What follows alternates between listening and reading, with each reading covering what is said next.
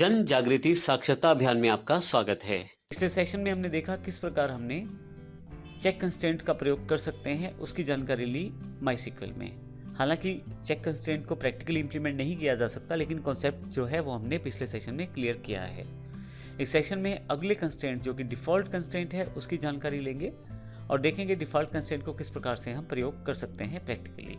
सबसे पहले बात करते हैं डिफ़ॉल्ट कंस्ट्रेंट है क्या और कैसे प्रयोग करेंगे। अगर आप किसी पर्टिकुलर कॉलम में कोई वैल्यू ना डालें, किसी पर्टिकुलर फील्ड में कोई वैल्यू ना बताएं इंसर्ट करते समय, तो उस केस में एक डिफ़ॉल्ट वैल्यू उसमें स्टोर हो जाएगी। वह डिफ़ॉल्ट वैल्यू आप तय कर सकते हैं कौन सी हो। इसके लिए हम डिफ़ॉल्ट कंस्ट्रेंट का प्रयोग करते हैं। उदाहरण के लिए यहाँ पे एक टेबल स्टूडेंट दिया गया है, उसमें हमारे पास स्टूडेंट आईडी है, स्टूडेंट नेम है, स्टूडेंट एड्रेस है, स्टूडेंट एज है।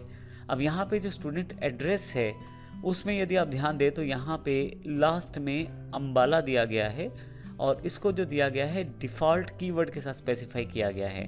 तो सबसे पहले आपने कॉलम नेम, स्टूडेंट एड्रेस, फिर उसका डेटा टाइप, फिर डिफ़ॉल्ट, ये पर्टिकुलर कीवर्ड है जिसको प्रयोग किया है मैंने, और उसके पश्चात मैंने यहाँ पे जो डिफ़ॉल्ट वैल्यू है उसको स्पेसिफाई कर दिया है अम्बाला।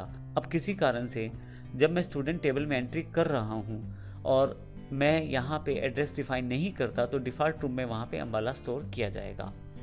अब यहाँ पे आप देखें तो इंसर्ट इनटू स्टूडेंट 3 बार मैंने यहाँ पे रो डिफाइन की है। पहली 2 रोज़ में मैंने एड्रेस नहीं दिया है, तो जब आप एड्रेस नहीं देंगे तो उस पर्टिकुलर रिकॉर्ड के लिए अम्बाला को डिफ़ॉल्ट माना जाएगा, और अगर आप एड्रेस दे देंगे तो जो एड्रेस आपने दिया है उसे माना जाएगा।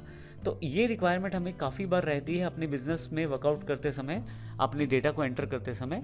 तो डिफ़ॉल्ट जो है वो एक इम्पोर्टेंट कंस्ट्रेंट रहता है। आइए प्रैक्टिकली देखते हैं हम किस प्रकार से इसे कर सकते हैं। इससे पहले कि प्रैक्टिकल सेक्शन पे जाएं, हम यहाँ से अपनी सर्च के द्वारा डिफ़ॉल्ट इन माइस्क्ल को मैं यहाँ से सिलेक्ट कर लेता हूँ और यहाँ से डबल क्लिक करके इसे ओपन कर लेता हूँ। आप देखेंगे यहाँ पे मेरे पास डिफ़ॉल्ट जो कंस्ट्रेंट है उससे रिलेटेड सारे की सारी इन्फॉर्मेशन अवेलेबल हो गई है, और यहाँ पे मैं इसे सिलेक्ट कर लेता हूँ और कंट्रोल C कर लेता हूँ। अब यहाँ से हम चलते हैं माइस्क्ल में। अब यहाँ पे आके मैं इसे पेस्ट कर देता हूँ। अब देखिएगा पहले आपके पास फिर टेबल नहीं होना चाहिए कोई जिसमें आप इस तरह का टेबल बनाना चाहते हैं। अगर है तो आप उसे डिलीट कर सकते हैं। तो यहाँ पे हमारे पास क्रिएट टेबल स्टूडेंट है, स्टूडेंट आईडी, नेम, एड्रेस और एज दिया गया है। सबसे इंपॉर्टेंट लाइन हमारे पास स्टूडेंट एड्रेस जो कॉलम है इसमें हमने डेटा टाइप डिफाइन किया है वेरकर, और सबसे इंपॉर्टेंट पार्ट जो है वो डिफ़ॉल्ट अम्बाला सेट किया गया है। अम्बाला वैल्यू है और डिफ़ॉल्ट ये जानकारी देता है कि अगर इस कॉलम या इस फील्ड में कोई वैल्यू ना दी जाए तो अम्बाला फीड कर दिया जाए। अब यहाँ नीचे की तरफ यदि आप देखें तो हमारे पास 3 बार रिकॉर्ड को एंटर किया गया है। पहले 2 बार रिकॉर्ड एंटर करते समय यहाँ सिटी को डिफाइन नहीं किया गया, लेकिन तीसरी बार रिकॉर्ड करते समय सिटी को डिफाइन किया गया है। तो आइए इसे गो करते हैं और देखते हैं किस प्रकार से इसे इम्प्लीमेंट किया गया है।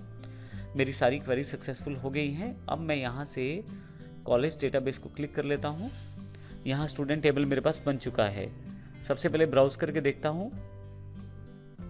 अब यहाँ यदि आप देखें तो स्टूडेंट एड्रेस में वंदना और नैना के लिए अम्बाला को फीड किया गया है, जबकि मैंने यहाँ पे अम्बाला की इन्फॉर्मेशन नहीं दी थी।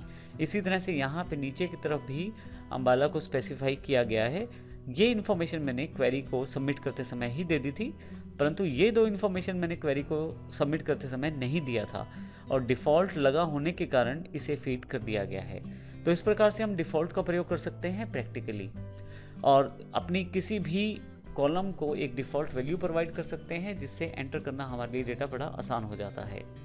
अगले सेशन में हम बात करने वाले हैं डिफ़ॉल्ट कंस्ट्रेंट को टेबल बनाने के पश्चात, यानी कि आपके एग्जिस्टिंग टेबल हैं और फिर आप डिफ़ॉल्ट कंस्ट्रेंट को प्रयोग करना चाहते हैं तो कैसे कर सकते हैं। आइए नेक्स्ट सेशन में देखते हैं। धन्यवाद।